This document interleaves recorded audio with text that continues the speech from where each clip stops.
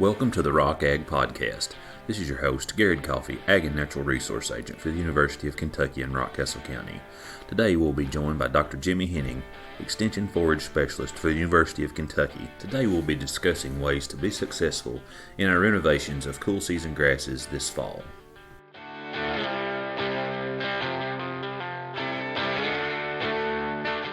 Thanks for joining us today, Dr. Henning. We're glad to have you back on. It's the time of year that we're going to start thinking about doing some fall renovations in our cool season grasses. And so I wanted to get you back on and kind of talk about some ways to make that successful. We want to make sure that with the price of grass seed and the price of diesel fuel now, we want to make sure that we're successful when we start that. Thanks for coming on today. Appreciate it. So I want to start with at the very base level, and we're going to talk about making this successful. And one thing that I wanted to start with is talking about doing some soil testing and soil amendments and the importance of that before we seed, not after we seed. So we talk about that just a little bit. You bet. And, you know, it's probably the least sexy thing we do in forage crops, or probably in agriculture in general, is besides probably emptying the manure wagon, but taking soil samples. But yet, you know, this is one part of this process we can control. We need to get that soil sample. If we're in a pasture field, that's about 4 inches down. If you're going to till it, maybe a little deeper, but 4 is about a good guess. I mean, good number for us. But what you're looking for is to make sure where the problems are.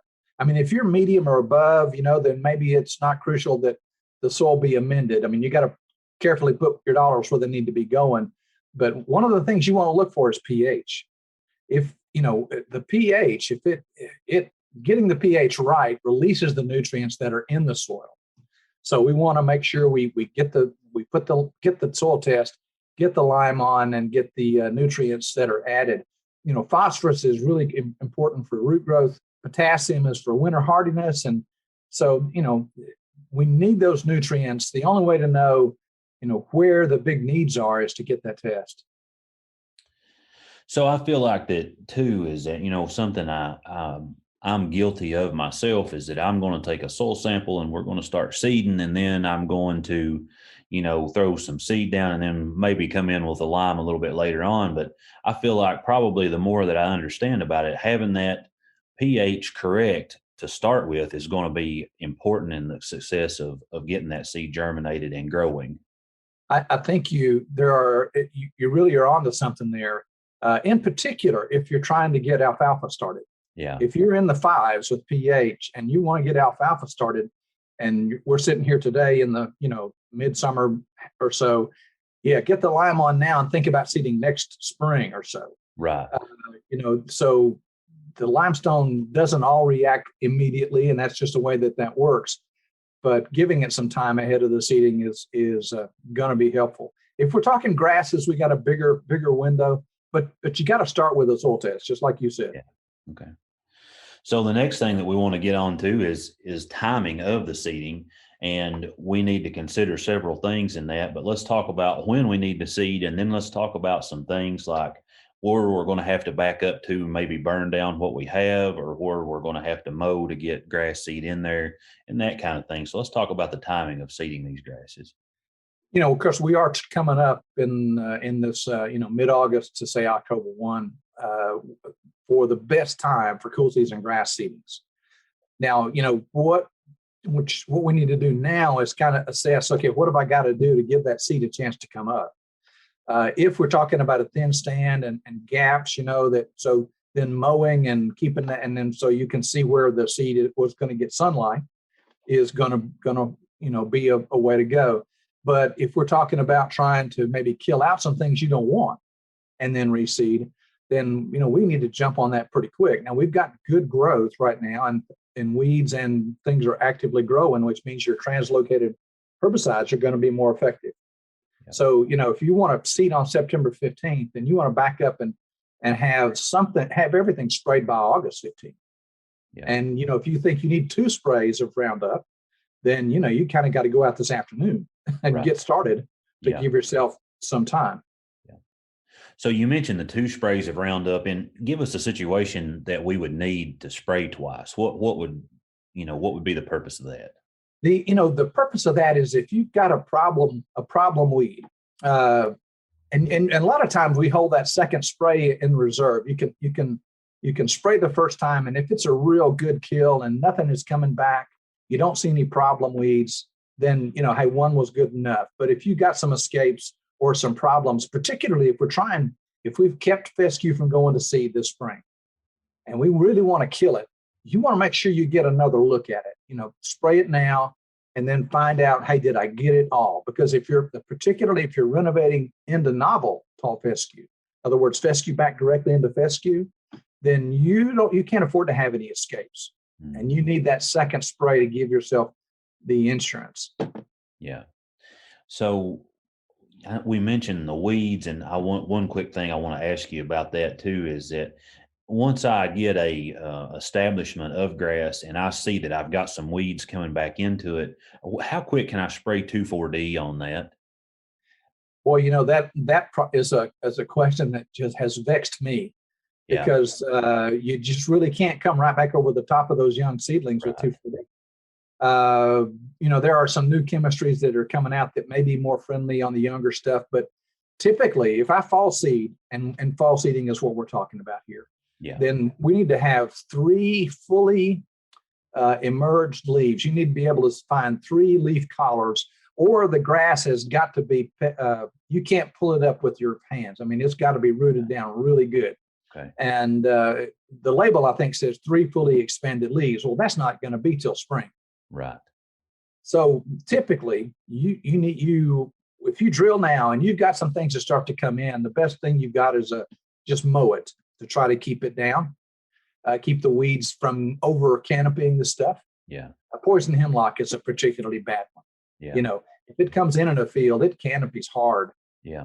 And covers up. So, keeping it mowed is going to be good. Then in March or April, look for that, a 50-degree day, or, 2 or 3 days in a row, then you should be good to spray. But it's really tough to use 2,4-D on very, very young grass. And I've never found myself in a situation where I was far enough along with the young grass to use 2,4-D in the fall. Yeah. Okay.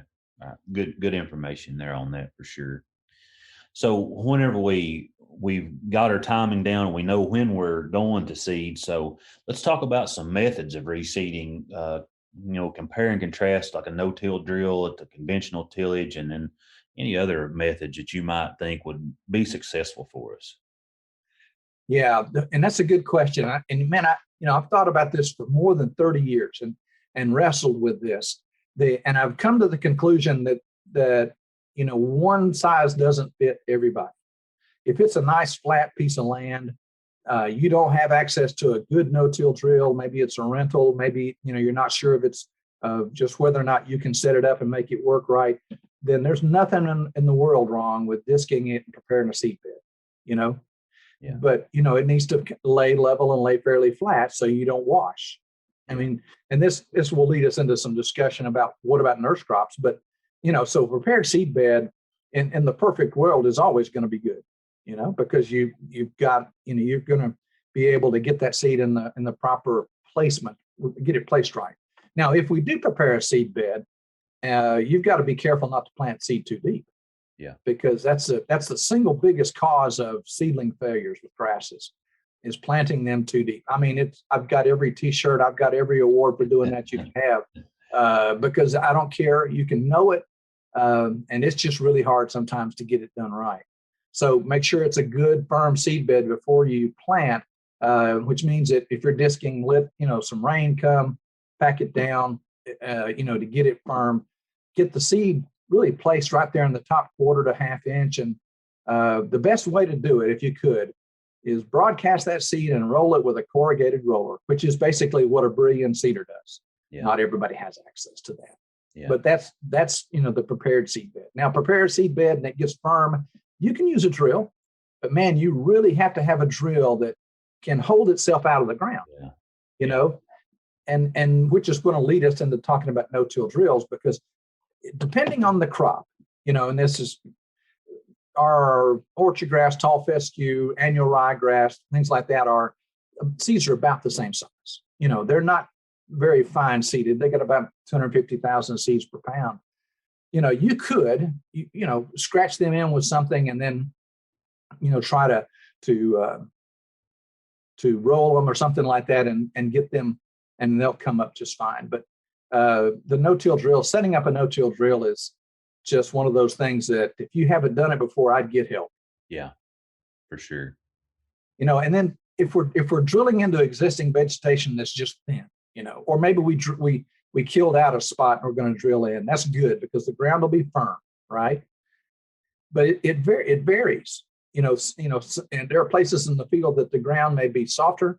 There are hard places in the field. There are places where the drill doesn't necessarily run with the coulters in the ground at the same depth all the way across. So, it's one of those things that you should be very careful about getting out and checking the depth with a knife, and you stick a knife in the ground in that furrow. It ought not to go more than your a half inch. I mean, your knife ought to hit the hard bottom of that furrow at about a half inch. Yeah.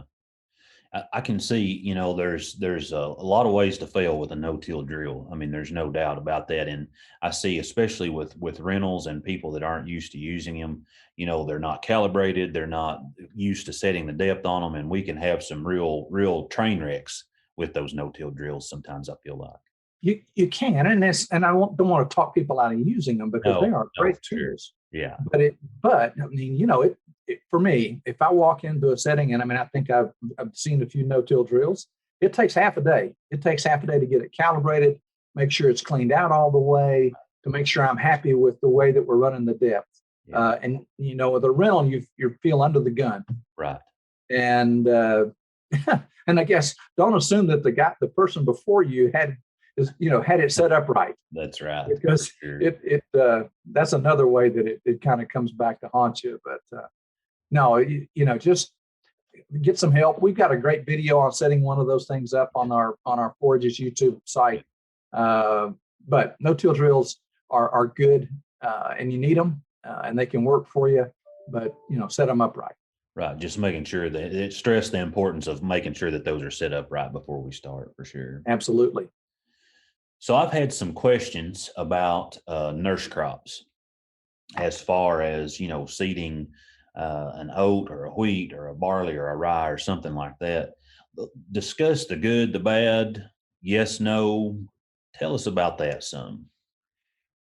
That's a practice that it used to be just standard. It just used to be standard. You put that out, and then seed the wheat and the grass seed together, and the wheat is going to come no matter what.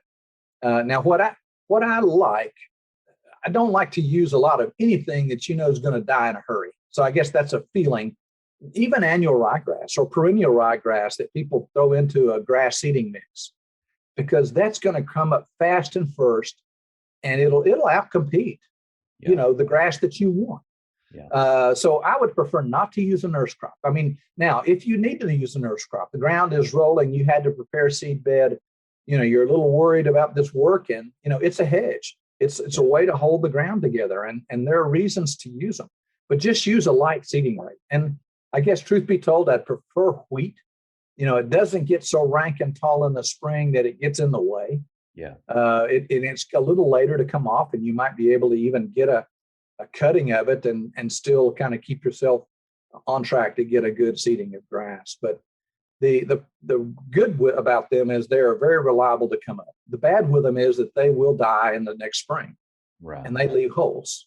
Yeah. So I typically would not recommend using them, except for, again, rolling ground where you've had to plow and you're worried about erosion, maybe where you're seeding really, really late and you're just worried about the grass dying out.